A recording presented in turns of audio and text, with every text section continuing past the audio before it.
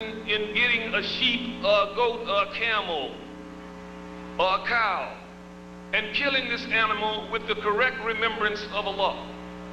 Indeed, it is many things, many benefits, not only the food, not only the hide that may be used for clothing or for shelter, but it is that sense of remembrance of Allah within the innermost recesses of the heart to bring about a complete remembrance of Allah. For before the animal can be killed, and if it is killed for it to be lawful, one must bring about the remembrance of Allah. There must be dhikr Allah.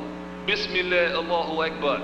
So Allah brings about a reality to you concerning the power that He has invested in you over creation, and that relationship in terms of the power that Allah has over all of His creation. For indeed, it is in this sense of sacrifice that we begin to understand the importance of the sacrifice of all of us for the purpose of doing the one thing in which Allah has created us for, ibadah. We have to begin as Muslims in this day and age to understand the gravity of our situation, the seriousness of what we must do, the seriousness of what we must be about, that we must begin to get away from the Western concepts and ideologies that separates us into individuals.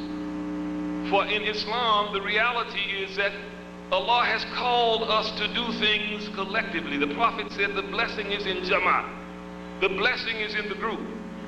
And we see so in that we understand the religion in a way that we know that we are incapable. We can't practice Islam as an individual. Not as individuals so as to benefit ourselves concerning the religion, because there are many things as an individual that we can't do and accomplish. A Muslim can't wash his own body at his death. A Muslim can't bury himself. A Muslim can't pay zakat to himself. A Muslim cannot hold Eid by himself. A Muslim cannot hold Jummah by himself. A Muslim cannot marry himself as an individual. So again, Allah subhanahu wa ta'ala has commanded upon us the social aspect of the religion, the social interaction. Fatiha, which is called the oft-repeated verses, the mother of Quran, says in the language of the Fatiha, show us the straight path, not show me the straight path. To begin to take us beyond the whole sense of just self-interest, just me, me, me, me. Beyond the concept of Western concept of rugged individualism so as to, I just want for myself. The Prophet said you will not have believed until you want for your brothers what you want for yourselves. How do you learn to want for your brother what you want for yourself? Again, Allah has made giving a part of worship. He has made giving, He has made sadaqah and zakat a part of religion, a part of worship of Allah. So it is in this remembrance, in this frame of remembrance, that we begin to understand the social reality that we are confronted with. We as Muslims, although they say we number 1 billion on the planet, are dispossessed.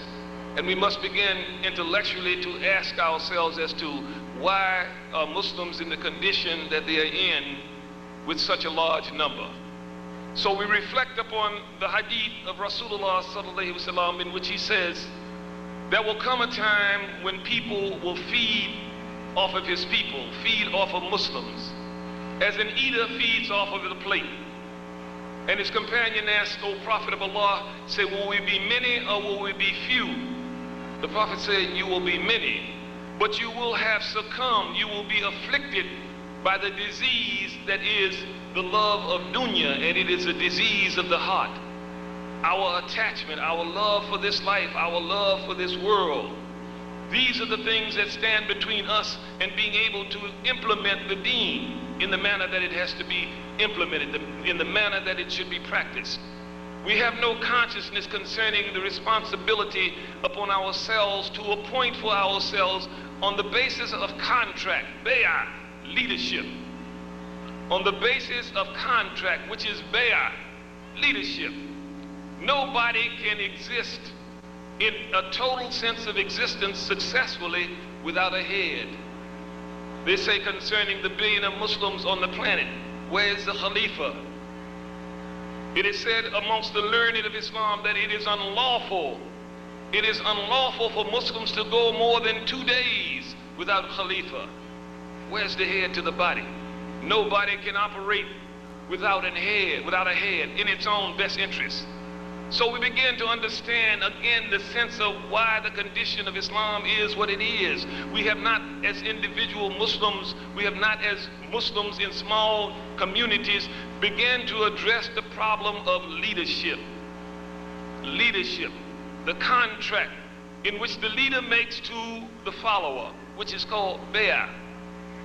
And it is treated now as if it is something wrong, as if someone says something wrong when we begin to discuss that. But we need to look into the seerah, to the history concerning the Prophet, as to how he used bay'ah as an instrument to organize the people, for Allah's command was to fight against them in an organized manner as they fight against you in an organized manner. The sense of the Jamaat, the sense of the collective, was so important that the Prophet said, if there are 3 of you, there should be an emir. If there's 3 of you, there should be an emir. Even the basic unit of organization, which is the marriage, the household, the Prophet assigned leadership. He says, and the man is the imam of the house. He assigned that leadership. We have to begin to address ourselves to leadership, responsible leadership, and to enter into the contract concerning leadership, that it will represent our best interests, that it consciously represents our best interests. For we only need to look around to see the seriousness of the situation. We see that the people are lining up, the disbelievers are aligning themselves to attack and undermine Islam all around the world. And here in particular, you pose a special problem. You pose a special threat to those people who would be ones who would rule the world. Why? Because they know that Islam is diametrically opposed to the concept of separation of church and state. There's no separation of church and state. Allah says, and he breathed into man of his spirit. The Prophet, peace and blessing be upon him, was once asked, what is the food of the angels? He said, the food of the angels is remembrance of Allah. And so therefore Allah commands prayer, fasting, charity, Hajj, as a means of remembering Allah, to keep you in direct remembrance of the Creator, so as to guard you against bad behavior. So again, those who stand against this, who consciously have constructed for themselves ideologies and philosophies in which they assign to themselves a portion of Allah's creation, and they say, and this is for Allah and this is for us. We separate church and state, so therefore 6 days out of the week belongs to us, 1 day belongs to our ilah. But Allah says he will not accept anything but total submission, but Islam. But how do we organize ourselves so as to be what Allah says? The community, which is the just community, the Ummat Wasat, that community that is just, that community that Allah raises so as to be a standard for mankind, so as to protect mankind against its own worst self. Again, this is the thing that Allah has commanded upon us to consciously strive for. Where are the Muslims who are concerned by the fact that there is no Khalifa? That is not a bad concept. It is not a bad term. It is not something that we shouldn't consciously strive to do, to establish the leadership of the Muslims, so as to understand how Islam is advanced. It is not advanced through the ballot box. What better way to enslave a man than give him the vote and call him free? What does it profit a man to be able to vote when he has to choose between a Democrat and a Republican? That's foolishness. Allah has not commanded that we abide by, or that we go by any system that calls you to the remembrance of anything but Allah. But we have to become serious within ourselves and understand the value and the benefit in terms of the Jamaat, the Ummat, again the community, the group, and the blessing, again, as the Prophet has said, is in the group.